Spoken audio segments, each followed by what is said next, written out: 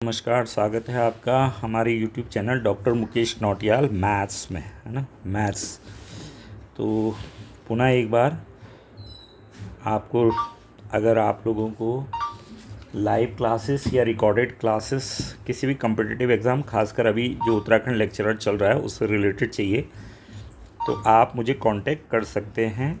और मैंने जैसा बताया आपको कि डायरेक्ट आपको मेरे को 9897544379 पर कॉल करना है।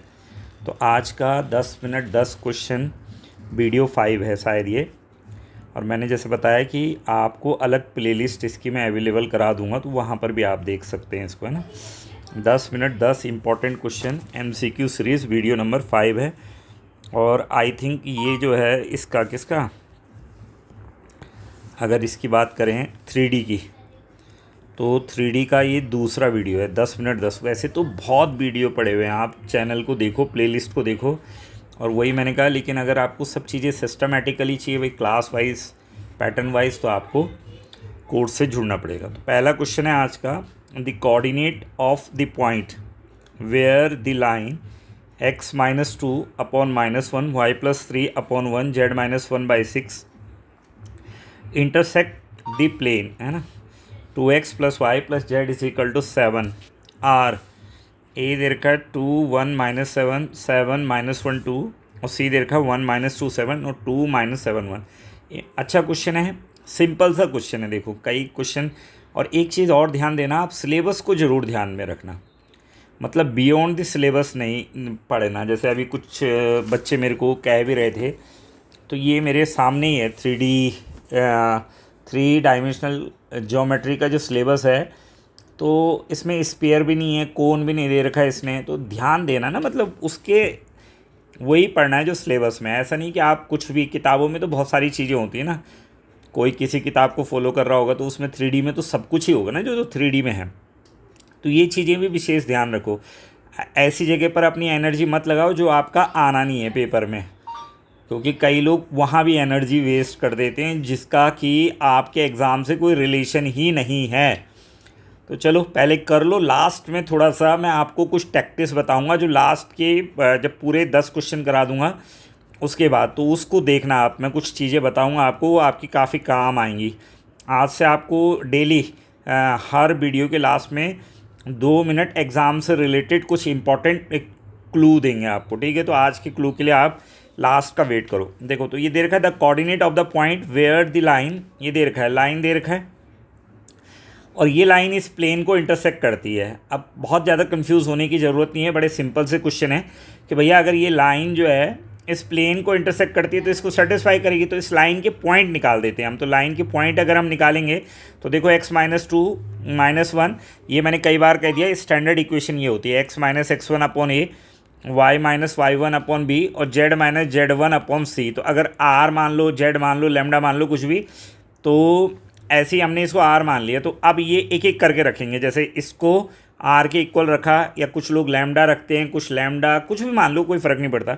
x-2 अपॉन -1 = r, तो x बराबर कितना हो जाएगा, ये -r इधर जाएगा, तो x की वैल्यू आ गई -r+2। इसी तरीके से y -3 अपॉन 1 = r रखा, तो y+3 = r, तो y = r-3। z -1 upon 6 = r, तो z -1 = 6r, तो z आ गया 6r+1। अब ये पॉइंट किसके ऊपर हैं, these points are on line, ये लाइन के पॉइंट्स हैं। और लाइन किसको है, देखो लाइन इंटरसेक्ट कर रही है प्लेन को, तो भैया सीधी सी बात है, ये वाले जो पॉइंट है XYZ के, ये प्लेन को सेटिस्फाई करेंगे for the intersection with the plane. इस प्लेन के साथ है, तो x की जगह x की वैल्यू रख दो, y की जगह y रख दो और z की जगह z रख दिया। सॉल्व करा तो r की वैल्यू निकल जाएगी, यहाँ से क्या निकल जाएगी, r की वैल्यू निकल गई। r की वैल्यू अगर निकल गई तो फिर आपको पॉइंट भी मिल जाएंगे, क्योंकि XYZ तो आपने निकाल ही दिए थे ना। अरे XYZ ही तो निकाले थे, ये x, ये y था और ये z। अब जब r की वैल्यू आ गई तुम्हारी, तो इसमें रखो, r की जगह 1 रखेंगे तो 2 - 1 1, 3 - 1 -2 और 6 × 1 + 1 7। तो ये आपका क्या आ गया आंसर, तो 1 - 2 7। तो देख लो कौन सा ऑप्शन सही है, 1 - 2 7 है ना, ये वाला सही है, option C 1 - 2 7 is the correct answer. Clear हो गया। नेक्स्ट क्वेश्चन है, the equation of the plane containing the line, है ना। अब उस प्लेन का इक्वेशन बताना है। The equation of the plane containing the line, this line is a x minus x one b minus y y one और c z minus z one is equal to zero where. तो तब क्या होगा, वो कह रहा है देखो समझो, पहले मैंने कहा ना सवाल पढ़ो, सवाल को समझो कि पूछा क्या है, फिर उसके अकॉर्डिंग रिएक्ट करो। और रोज़ बोलता हूँ, आप जितने भी वीडियो मेरे देखेंगे, जो मैंने ये पूरे उत्तराखंड लेक्चरर की सीरीज़ चला रखी है, तो बेसिकली क्योंकि मेरे चैनल में आपको प्राइमरी से लेके एमएससी बीएससी और साथ में सारे कॉम्पिटिटिव एग्ज़ाम में कवर करता हूँ, चाहे वो उत्तराखंड एलटी हो, उत्तर प्रदेश टीजीटी, उत्तर प्रदेश पीजीटी हो गया आपका, उत्तराखंड पॉलिटेक्निक लेक्चरर, जो भी मैथ्स से रिलेटेड सीयूईटी की अगर आप तैयारी कर रहे हैं, आईआईटी जैम की आप तैयारी कर रहे हैं, तो सब आपको कंटेंट मेरे चैनल। लेकिन आप जहाँ भी अगर उत्तराखंड लेक्चरर की मैं बात कर रहा हूँ, तो उसमें मैंने आपको एक चीज़ ज़रूर बताई है कि टाइम मैनेजमेंट, भैया 150 क्वेश्चंस टाइम मैनेजमेंट, जो टाइम के साथ मैचअप कर लेगा वो ज़रूर निकल जाएगा। क्योंकि क्वेश्चन बहुत टफ भी नहीं आने और बहुत आसान, ठीक ठाक आएंगे एवरेज क्वेश्चन। जैसे एएसओ का पेपर हुआ था, उसको देखना, उसका भी मैंने सॉल्यूशन अपने लगभग वही पैटर्न रहने वाला है पेपर का। The equation of the plane containing the line, ये हो गया। तो the equation of the plane containing this line is A B where, तो क्या होगी कंडीशंस ना। तो भैया अगर the equation of the plane जो इस लाइन को कंटेन करेगा, तो फिर आपने क्या करना है, इस लाइन को a x minus x one b y minus y one c z minus one z zero. तो अगर वो लाइन इस प्लेन को कंटेन करेगा, equation of the plane containing the given line, ये प्लेन है और वो लाइन को कंटेन करता है, तो as the line lies on the plane, अरे कंटेन का मतलब उसके ऊपर लाइज कर रही है। So the normal to the plane, जो नॉर्मल होंगे प्लेन के, normal to the plane will be perpendicular to the line, जो प्लेन का नॉर्मल होगा वो परपेंडिकुलर होगा किसके, plane will be perpendicular to the line and therefore. तो ये देखो इसके क्या होते हैं, ए बी और सी, यही हो गया। और इसके क्या है, देखो इक्वेशन के क्या है, एल एम एन। तो परपेंडिकुलर होता है तो क्या होता है, अरे क्या होता है हमारे पास फॉर्मूला, अगर डी सीज में है तो L1 L2 plus M1 M2 plus N1 N2 is equal to zero, और अगर डी आर्स में है तो A1 A2 B1 B2 plus C1 C2 is equal to zero. तो ये लगाएंगे तो देखो ये कितना हो जाएगा आपके पास, ये हो गया यहाँ से A1 और यहाँ से ले लो इसका किसका, ये A2, तो ये कितना आ जाएगा, अगर डी सीज लेते हो तो L1 L2, तो ये कितना हो जाएंगे, इसका इसके साथ प्रोडक्ट, ए का उसके एल के साथ प्रोडक्ट, इस बी का उसके एम के साथ प्रोडक्ट, और इसके सी का उसके एन के साथ प्रोडक्ट। तो क्या आ जाएगा आपके, a l plus b m plus c n is equal to क्या हो जाएगा, जीरो। तो ऑप्शन कौन सा, that is B option is the correct option. ठीक है, नेक्स्ट क्वेश्चन है हमारे पास, question number 3, the plane 2x minus y plus 4z is equal to 5 and 5x minus 2.5y plus 10z is equal to 6। अब देखो कभी कभी ऐसा क्वेश्चन भी दे देगा, बड़ा सिंपल सा क्वेश्चन है, लेकिन थोड़ा सा मैंने कहा ना वहाँ पर दिमाग क्लिक करना चाहिए एग्जाम में, अगर दिमाग नहीं क्लिक करता तो सवाल होते भी नहीं हमसे सॉल्व ना। अरे इतना ज़्यादा कन्फ्यूज़न में रहना नहीं है, कभी कभी पेपरों में बहुत ज़्यादा कन्फ्यूज़न में रहते हैं कुछ लोग ना। अब देखो दो प्लेन हैं, अब मैंने कहा जो ऑब्जेक्टिव क्वेश्चंस होते हैं ना वो बहुत हेल्पफुल क्वेश्चंस होते हैं, क्योंकि आधी मदद तो आपके ये ऑप्शंस कर देते हैं ना, क्योंकि आपको पता है, कम से कम ये तो पता है कि 4 आंसर तुम्हें पता है, इनमें से एक बेस्ट ढूंढना है तुमको। और अगर आपको ऐसा कहा जाता है कि भाई ये सवाल है और खुद ढूंढो, तब आपके लिए ज़्यादा डिफिकल्ट था। तो देखो 2x minus y plus 4z, तो हम क्या करते हैं, सबसे पहले डी आर्स का रेशियो निकाल देते हैं। Standard equation of a plane क्या होती है, ax plus B Y plus C Z is equal to D. इसके साथ कंपेयर कर लिया पहली इक्वेशन को, तो a1x b1y c1z d, तो ये a1 आ गया, b1 आ गया और c1 आ गया। ठीक है, इसी तरीके से जो दूसरी लाइन है उसके डी आर्स भी निकाल लेंगे। देखो यानी normal to the plane D Rs निकाल दिए हमने पहली के, ऐसी डी आर्स दूसरी की निकाल दिए, 5x minus 2.5 10z is equal to 6। तो इसके डी आर्स भी निकाल दिए, a2 b2 और c2 है ना, कंपैरिजन करके। कंपैरिजन किसके साथ करना है, ax by plus C Z is equal to D के साथ कंपैरिजन करेंगे, तो ये आ जाएगा a2x plus b2y plus c2z is equal to d2। तो ये निकाल दिया। अब इनके डी आर्स का रेशियो निकाल दिया, तो आपने देखा ये रेशियो सेम आ रहा है, देखो 2/5 2/5 और 2/5। तो रेशियो अगर सेम आता है तो a1 a2 और अगर B1 B2 और C1 C2 ये बराबर है तो प्लेन्स क्या होंगे, पैरेलल होंगे। तब क्या होंगे, पैरेलल होंगे। अगर परपेंडिकुलर होंगे तो अभी बताया था ऊपर A1 A2 plus B1 B2 plus C1 C2 क्या हो जाएगा, जीरो हो जाएगा, ठीक है ना। तो ये क्या है, रेशियोज निकाले हमने डी आर्स के, A1 A2 B1 B2 ये आपस में इक्वल आए तो ये क्या हो जाएगा, पैरेलल। तो आंसर क्या आ जाएगा आपके पास, पैरेलल। आसान सा क्वेश्चन था, दैट इज़ पैरेलल, है ना। और ऐसे ही क्वेश्चन आएंगे, कोई ऐसा घबराने की ज़रूरत नहीं कि कोई आसमानी क्वेश्चन आ जाएगा कि कहीं विदेश से क्वेश्चन आ जाएगा, नहीं नहीं नहीं ऐसा, ठीक है। मैं लगभग सारे क्वेश्चंस आपको मैं बता रहा हूँ कि टच करने का। देखो 10 मिनट हो भी गए ना, 10 मिनट 10 क्वेश्चन नाम रखा हुआ है, लेकिन कभी भी नहीं हो रहे 10 मिनट में पूरे। होंगे कहाँ से, क्योंकि मैं कई चीज़ें बताता हूँ लेकिन पेपर में ये 10 ही मिनट में करने हैं तुमको, आप समझे। इसलिए इसका नाम ही मैंने 10 मिनट 10 क्वेश्चन इसलिए रखा है क्योंकि पेपर में ये 10 ही मिनट में करने हैं। यहाँ तो मैं आपको समझा रहा हूँ, फिर बीच में कई बातें इधर से आ जाती है, कई बातें उधर से आ जाती हैं, वो एक अलग मुद्दा है। बट इन एग्जामिनेशन आप ऐसी बातें थोड़ी करेंगे जैसे मैं आपके साथ कर रहा हूँ, आपको तो सीधा सॉल्व करना है। The general equation of a plane passing through the point x1 y1। देखो ये भी बड़ा अच्छा क्वेश्चन है, ये वेरी इंपॉर्टेंट क्वेश्चन है।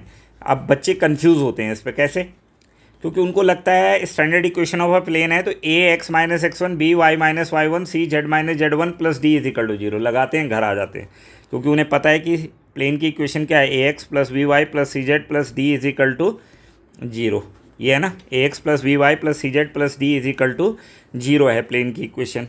तो वो कहते हैं ये हो गया, यहाँ से जा रहा है, बट दिस इज नहीं, ऐसा नहीं होगा, एक समझो ज़रा। क्योंकि वो कह रहा the general equation of a plane passing through the point x1 y1 z1।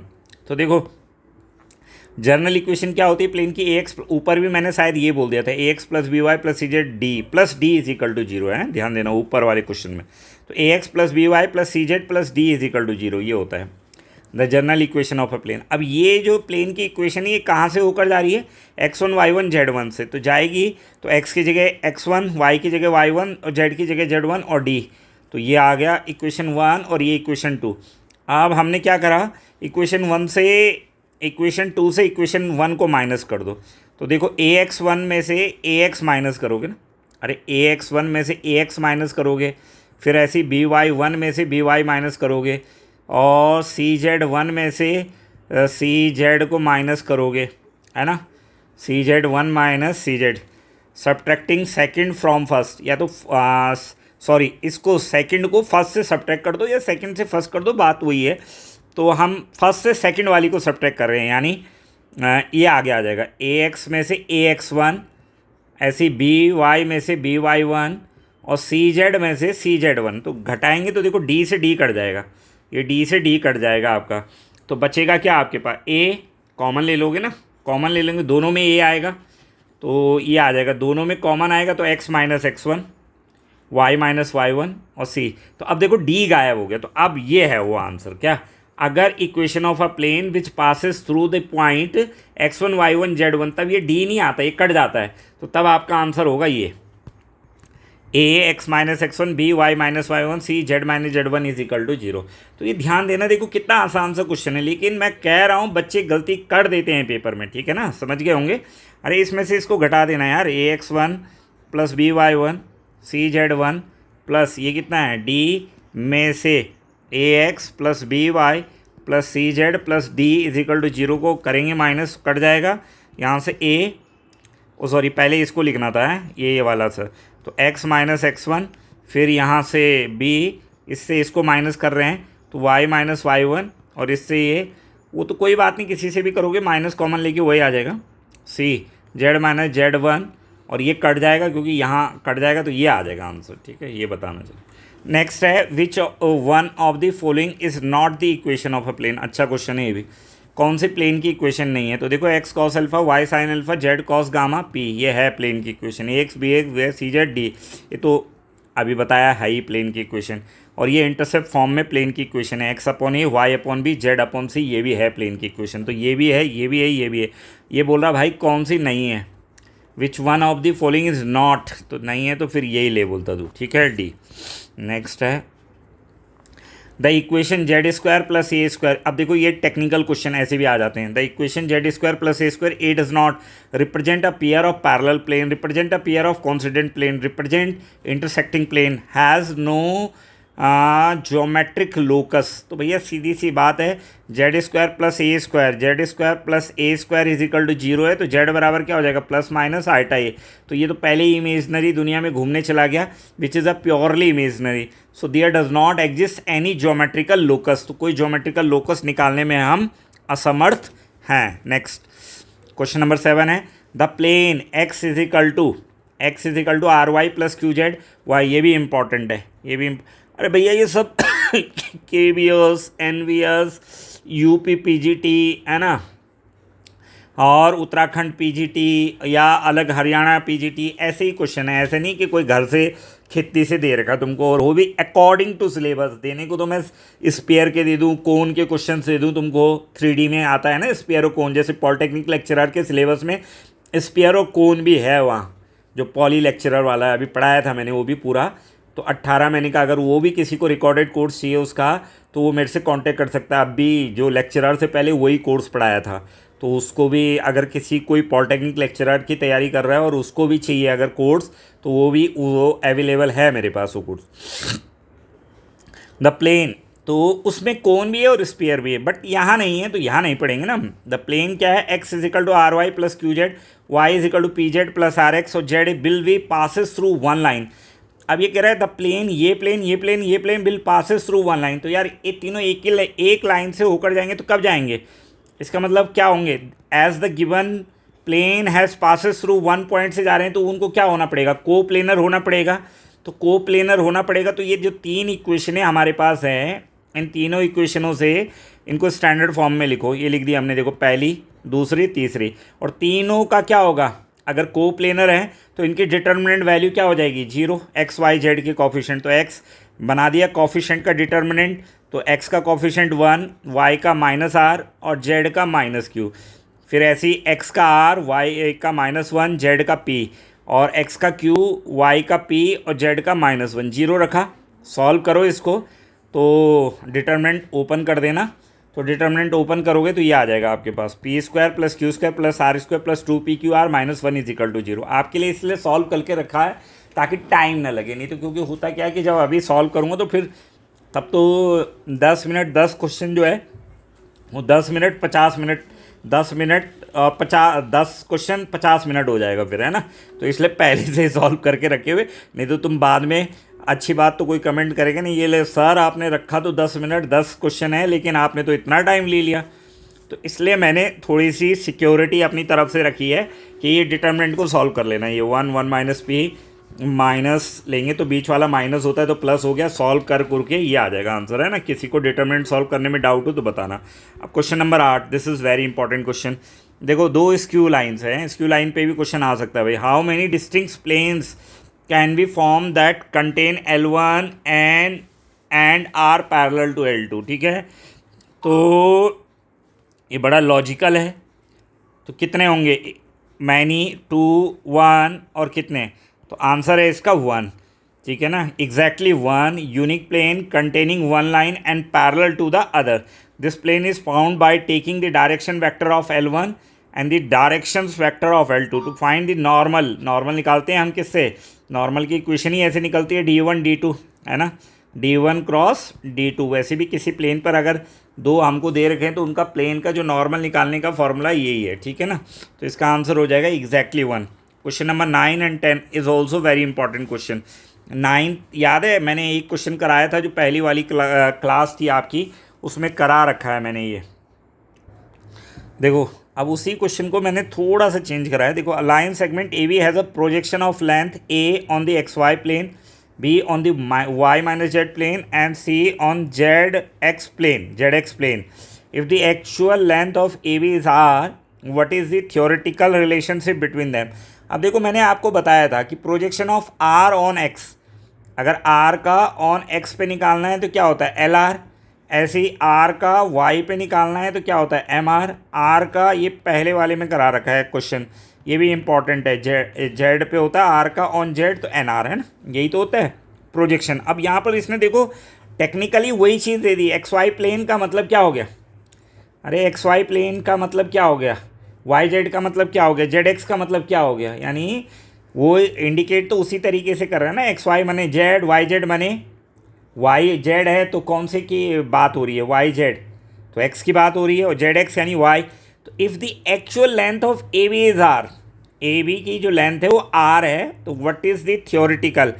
लेकिन अब की बार उसने सिंगल प्लेन में नहीं लिया, तो हम क्या करेंगे कि देखो the projection on X Y plane is, तो क्या हो जाएगा आर, और यहाँ पर ये जो हमारा ये हो जाएगा क्या, कितना दे रखा है उसको, ये दे रखा है उसने एक्स वाई प्लेन पे कितना दे रखा है ए, वाई जेड पे दे रखा है बी, और जेड एक्स पर दे रखा है सी। तो ये आ जाएगा आर, देखो आर, और ये आ जाएगा आपका L square plus M square. तो अब की बार ये आ जाएगा, क्या हो जाएगा ए स्क्वायर आर स्क्वायर और L square plus M square, ठीक है ना। तो कैसे निकलेगा वो, जैसे इसका निकला था ना एल आर, तो यार एक्स वाई का निकलेगा तो निकालोगे तो वो 90 डिग्री पे होगा, 3D में है ना वो, 3 में, तो वो क्या हो जाएगा आपके पास, जैसे हमारे पास एल एम, तो इसको निकालेंगे हम, तो 90 पाइथागोरस थ्योरम से निकालेंगे तो L square plus M square, और फिर ये ऐसा आ जाएगा। तो ये है वो आर है, तो वही देखो आर और एल की जगह क्या है, क्योंकि एक्स वाई का है L square plus M square, क्योंकि जेड की वैल्यू निकलेगी ना, वो जेड का निकलेगा वो, तो जेड का जो निकलेगा तो एन निकलेगा, तो वो इस तरीके से निकलेगा कि जब पाइथागोरस लगाएंगे, तो इसलिए इस एल की जगह L square plus M square हो गया, और ये दे रखा है तो स्क्वायरिंग कर देंगे दोनों तरफ, तो ए स्क्वायर ये हो जाएगा, ऐसे ही बी स्क्वायर क्या हो जाएगा, अब बी स्क्वायर किसका है, बी स्क्वायर जो है आपका वो किस में है, वाई जेड में है। तो अब की बार देखेंगे तो वाई जेड में निकलेगा, तो वाई जेड में निकलेगा तो एक्स के टर्म्स में निकलेगा। तो अब की बार पाइथागोरस फिर लगाएंगे, तो अब की वाई के लिए क्या है हमारे पास, वाई के लिए एम है और जेड के लिए क्या है एन, तो M square plus N square का निकलेगा ऐसे करके, ठीक है ना। तो देखो M square plus N square का स्क्वायर रूट निकलेगा ना, ऐसे जैसे यहाँ एल स्क्वायर का निकला, ऐसे ही एक बार निकलेगा M square plus N square, और एक बार निकलेगा N square plus L square, ठीक है, जो तीसरी वाली कंडीशन में है। तो ये निकाला, और फिर इसके बराबर रख के स्क्वायरिंग कर देंगे तो ये, और फिर तीसरा वाला निकलेगा। तो अब इनको क्या करेंगे, इन सबको ऐड कर दिया, a square b square, left hand को अलग और राइट हैंड को अलग, तो आर स्क्वायर 2 कॉमन ले लिया तो 2r स्क्वायर। तो देखो वहाँ जो आता था, वहाँ क्या आता था हमारे पास, वहाँ हमारे पास आता था l square plus M square plus N square ही आता था, तो ये 2 करके आ गया, तो कितना आ गया, दैट इज़ 2r स्क्वायर हो गया, कितना हो गया हमारा, ये 2r स्क्वायर हो गया। अब अगला क्वेश्चन है, और ये गड़बड़ हो गया कुछ, 2 मिनट है। तो देखो आज का ये 10वां क्वेश्चन है हमारा, क्वेश्चन नंबर 10 है, under what condition the line R is equal to A plus lambda B lies the entirely in the plane, है ना, किस कंडीशंस के अंदर ये वाली जो लाइन है R is equal to A plus lambda B entirely lies करेगी इस प्लेन के ऊपर, आर डॉट एन डी के ऊपर। तो क्या होती है उसके लिए कंडीशन कि अगर ये वाली लाइन इस प्लेन पे लाइज करेगी तो उसके लिए होता है बी डॉट एन, यानी इसका बी और इसका N, B dot N is equal to 0, और ए डॉट एन, ए के साथ बी इसका क्या होगा, A dot N is equal to D. ये कंडीशन होती है, इसकी निकालनी है, तो ये निकल भी जाती है ना। तो इसको क्या कर दिया, इस कंडीशन से सेटिस्फाई होगा, तो ये हमारा आंसर हो गया। तो ये थे आज के 10 क्वेश्चन, और मैंने जैसे बताया आपको कि एक तो आप सबसे इम्पॉर्टेंट है सिलेबस को ध्यान रखो, जो पढ़ रहे हो आप सिलेबस को ध्यान रखो, और दूसरा मैंने कहा कि कहीं पर भी आपको क्वेश्चंस मिलते हैं प्रैक्टिस के लिए तो उनको करो। आप क्वेश्चंस जब प्रैक्टिस करोगे, जैसे ये मैंने दे रखे, अब देखो होता क्या है कि सारे क्वेश्चनों का सॉल्यूशन तो देखना है, तो वो डिटेल क्लासेस भी मैंने इसके लिए रखी हैं, तो आपको वो देखना पड़ेगा। और बाकी मैंने कहा अगर आपको पूरा सिस्टमेटिकली चाहिए कि हाँ यार चैप्टर, उसके कंसेप्ट और उसका फिर एमसीक्यू, फिर उसके प्रैक्टिस एमसीक्यू, इस तरीके से अगर चाहिए तो वो फिर तो आपको क्या करना पड़ेगा, मेरे कोर्स के साथ जुड़ना पड़ेगा, पेड कोर्स के साथ, है ना। उसके लिए मैंने आपको कई बार बता दिया है कि वो क्या प्रोसीजर है, ऊपर भी मैंने बताया था। आप 98975443 और 79 पे डायरेक्ट मुझे कॉल कर सकते हैं। तीसरी बात कि आपके पास जो सिलेबस है उसको देखो। अब जैसे इसी का सिलेबस है कोऑर्डिनेट 3D का, तो देखो 3D का अगर देखो आप, coordinate axis and coordinate plane in 3 dimension, coordinate of a point, distance between the 2 point. अब देखो डिस्टेंस बिटवीन द 2 पॉइंट, तो यहाँ से क्वेश्चन बन सकता है ना, पक्का बन सकता है। डायरेक्शन कोसाइन और डायरेक्शन रेशियो से 3 क्वेश्चन बनेंगे डायरेक्शन कोसाइन से, डीसीज और डी आर्ट्स। और कैसे वाले बनेंगे, जैसे मैंने पहले वाले में भी कराए थे और वैसे और भी है। जैसे वो क्यूब वाला एक बड़ा अच्छा क्वेश्चन होता है कि भैया उसका डायगनल के साथ क्या एंगल बनाएगा ना, वो क्यूब डायगनल के साथ क्या एंगल बनाता है, जैसे वो रूट आता है तो वो वाला क्वेश्चन। बहुत सारे क्वेश्चन हैं बता रखे, कुछ करा दिए, कुछ दूंगा आप लोगों को। तो डीसीज और डीआर्स को बहुत अच्छे से तैयार करना आप, डीसीज और डी। स्क्यू लाइन पे भी क्वेश्चंस बनेंगे, स्क्यू लाइन पे भी क्वेश्चन। एसडी पर क्वेश्चन जरूर बनेगा यार, एसडी पर क्वेश्चन बनेगा ही बनेगा, शॉर्टेज डिस्टेंस पर क्वेश्चन आएगा। अब देखो इन्होंने दे रखा angle between two lines, two plane, a line and plane and distance. तो यानी अब जब ऐसा लिखा है ना उसने कि एंगल बिटवीन, क्या कहा उसने, देखो अलग से दे रखा कि दो लाइन के बीच का एंगल, दो प्लेन के बीच का एंगल, एक लाइन और एक प्लेन के बीच का एंगल। तो इनमें से जरूर आएगा भाई क्वेश्चन, 100% श्योर है यहाँ से क्वेश्चन आएगा। या तो दो लाइन के बीच का आएगा, तो लाइन का तो आसान होता है, तो ज़्यादा संभावना है लाइन और प्लेन के बीच के एंगल का आपको एंगल निकालने को कह दे, ठीक है ना। तो लाइन और प्लेन के बीच का एंगल और डिस्टेंस, और एक ये वाला question, distance of a point from a plane, of a point from a plane, from a plane, ठीक है, distance of a point from a plane. तो वो भी इंपॉर्टेंट क्वेश्चन है ये डिस्टेंस। तो मतलब सिलेबस के अकॉर्डिंग पढ़ो आप, ज़्यादा नहीं पढ़ो और कम भी मत पढ़ो, पर सिलेबस के अकॉर्डिंग। और पहले ये जो सिलेबस में पॉइंट लिखे हैं ना, इनको अच्छे से इनको कर दो तैयार। जो ये सिलेबस में पॉइंट लिखे रहते हैं इनको अच्छे से तैयार कर दो, एक्स्ट्रा कुछ तब देखना, पहले इनसे रिलेटेड जो पॉइंट्स हैं उनको क्लियर कर दो अपना, तो तब आपका क्या हो जाएगा, अच्छे से तैयारी हो जाएगी। और मैंने कहा कि अगर आपको ये सब चीज़ें सिस्टमेटिकली चाहिए तो आप मेरे कोर्स के साथ जुड़ सकते हैं। उसमें मैंने सारी चीज़ें आपके लिए, प्रैक्टिस क्वेश्चंस हो गए, एमसीक्यू हो गए, थ्योरी हो गया उसका, लॉजिक्स हो गए उसके, फिर प्रैक्टिस क्वेश्चंस हो गए, फिर टेस्ट सीरीज़ हो गई, ये सारा मैंने उसको उसी तरीके से कोर्स को व्यवस्थित कर रखा है।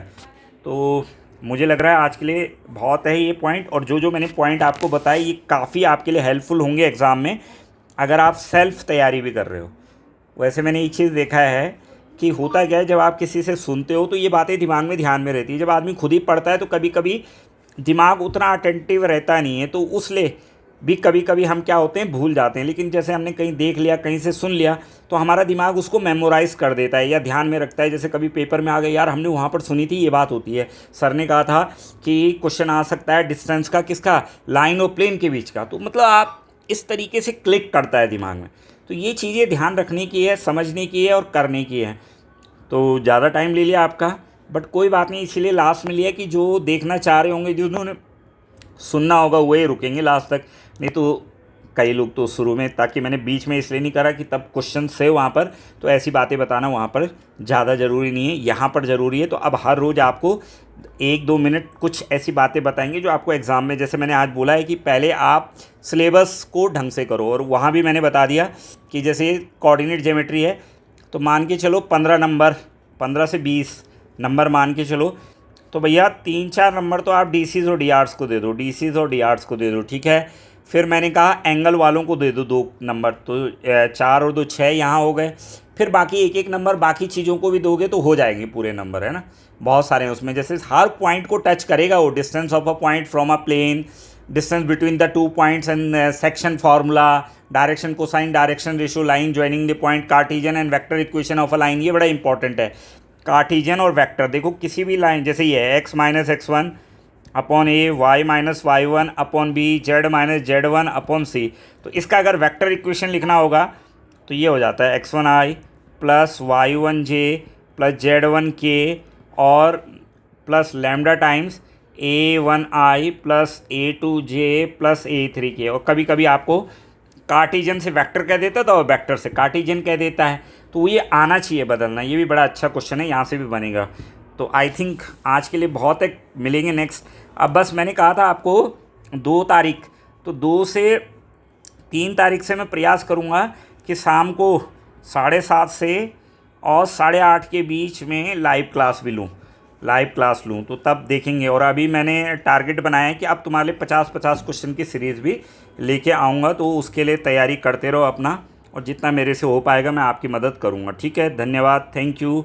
और मैंने कहा जो लोग थोड़ा सा चैनल को लाइक शेयर सब्सक्राइब और हाइप ज़रूर करो, और साथ ही साथ ठीक है। अगर आपको कुछ स्पेशल वीडियो चाहिए तो फिर आपको वो ज्वाइन का जो है वहाँ पर मैंने कुछ अलग से वीडियो भी डाले हुए हैं। थैंक यू, धन्यवाद।